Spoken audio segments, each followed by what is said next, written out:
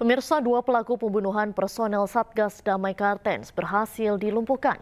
Kedua pelaku melawan petugas saat akan ditangkap sehingga harus dilakukan tindakan tegas.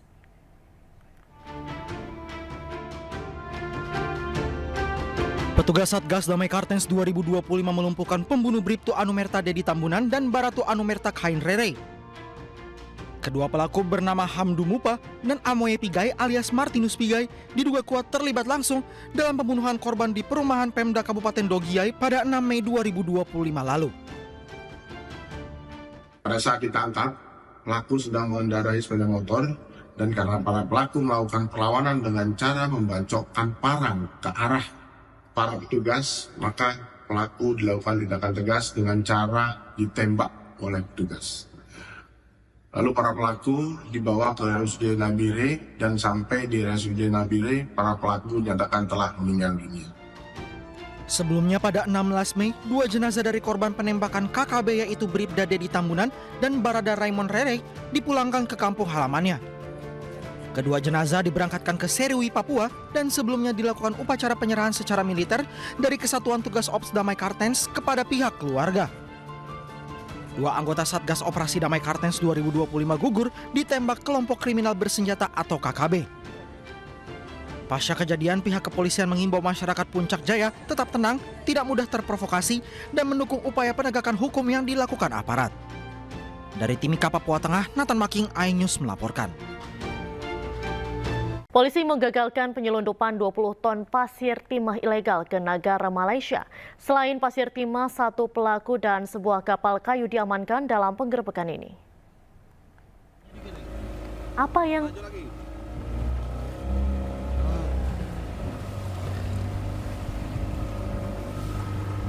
Tim Gakum Direktorat Polairut Polda Kepulauan Bangka Belitung menggagalkan pengiriman 20 ton pasir timah secara ilegal ke luar negeri. Pasir timah yang tersimpan dalam 400 karung ini diamankan di sebuah kapal kayu di perairan Pait, Kecamatan Mentok, Kabupaten Bangka Barat. Ratusan karung pasir timah tanpa dilengkapi dokumen perizinan ini rencananya akan dikirimkan keluar Pulau Bangka Belitung melalui jalur laut dengan tujuan negara Malaysia. Selain mengamankan 20 ton pasir timah dan kapal kayu, diamankan juga satu orang pria berinisial LM 39 tahun warga Kepulauan Riau yang diduga mengangkut pasir timah ini. Subdit Gakum di Polair Polda Kepulauan Bangka Belitung bersama dengan kapal patroli 282008 berhasil menggagalkan penyelundupan pasir timah sebanyak 400 karung. Total mencapai 20 ton. Ya, jadi yang berhasil kita amankan satu unit kapal KM Laut Biru 5 yang rencananya akan membawa pasir timah ke luar Pulau Bangka, yaitu tujuannya ke negara Malaysia. Pelaku kini ditahan di Ditpolairut Polda Bangka Belitung guna proses penyidikan lebih lanjut, sementara barang bukti timah dititipkan di Rubasan Pangkal Pinang. Dari Pangkal Pinang, Bangka Belitung, Haryanto, iNews melaporkan. Pemirsa, kita beralih ke informasi lainnya. Ketua Umum PDI Perjuangan Megawati Soekarno Putri menghadiri penutupan pembekalan Kepala Daerah se-Indonesia pemenang Pilkada 2024. Penutupan digelar di Sekolah PDIP Lenteng Agung, Jakarta Selatan, Minggu siang. Megawati bersama seluruh kader PDIP yang hadir mengenakan seragam partai bernuansa merah hitam. Turut hadir sejumlah pejabat dan pengurus PDIP diantaranya Prananda Prabowo, Ganjar Pranowo, Jarod Saiful Hidayat, Komarudin Watubun, Yasona Lauli, dan Basuki Cahayapurnama alias Ahok. Pembekalan digelar selama 3 hari sejak hari Jumat untuk menyelaraskan visi misi antara pemerintah pusat dan daerah.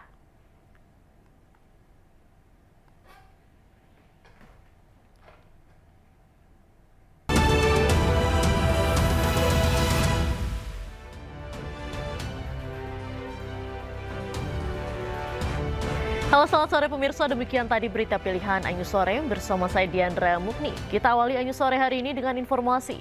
Pemirsa, hari ini Paus Leo XIV resmi dilantik sebagai pemimpin tertinggi umat Katolik.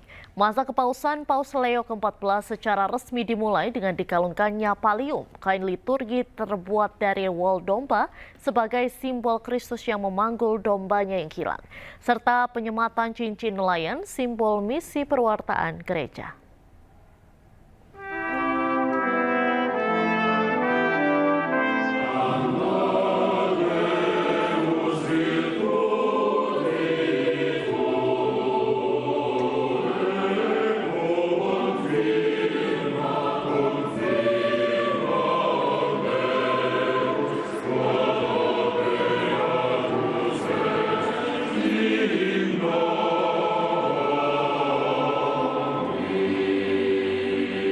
Beato Apostolo Petro, tu odies succedis, in episcopato eius ecclesiae, quae caritatis unitati presidet.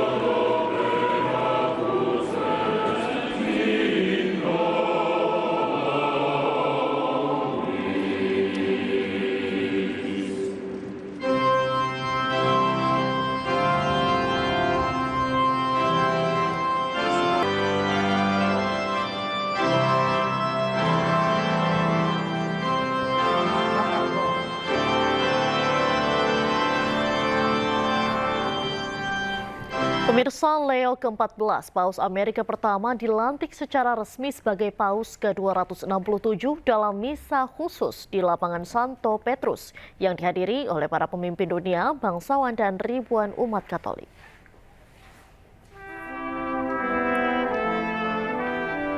Paus Leo ke-14 resmi dilantik di Vatikan pada Minggu pagi waktu Vatikan.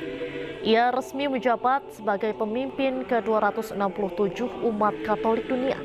Bersamaan dengan prosesi para kardinal, Paus memasuki Basilika Santo Petrus menerima dua hadiah yang melambangkan kepausan.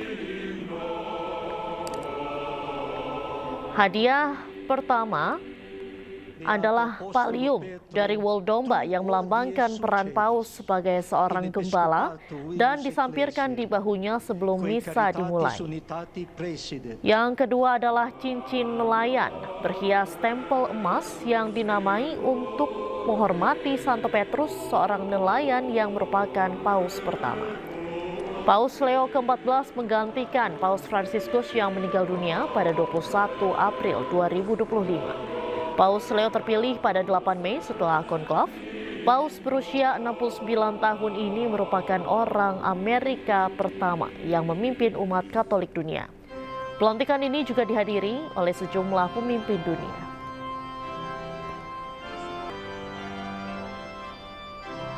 Kita beralih ke informasi lain pemirsa, kericuhan terjadi antara warga dan aparat TNI di Desa Kaligedang, Bondowoso. Akibatnya 3 anggota TNI sempat disandra dan 2 rumah dinas serta 1 unit mobil milik pegawai PTPN dibakar warga.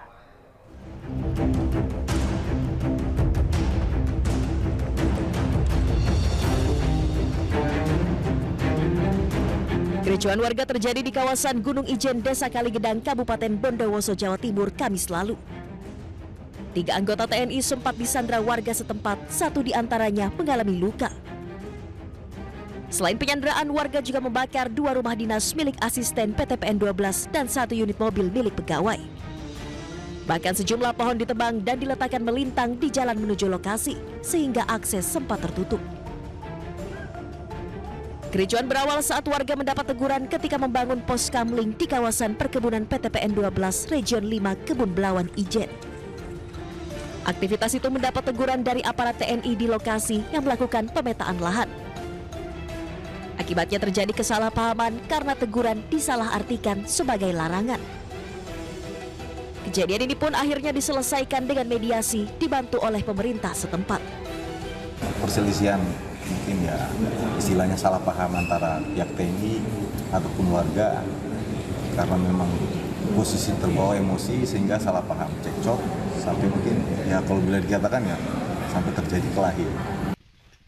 Sementara itu akibat insiden ini pihak PTPN 12 Belawan mengaku alami kerugian hingga mencapai 700 juta rupiah. Meliputi 2 unit rumah dinas asisten afling, ada di Kaligedang 1, ada di Kalisengon 1. Terus kemudian 1 unit kantor afling ada di Kaligedang dan 1 unit mobil pribadi milik asisten afling. Pasca kejadian, kondisi di Desa Kaligedang telah berangsur kondusif dan warga kembali beraktivitas seperti semula. Dari Bondowoso, Rizky Amirul, iNews melaporkan.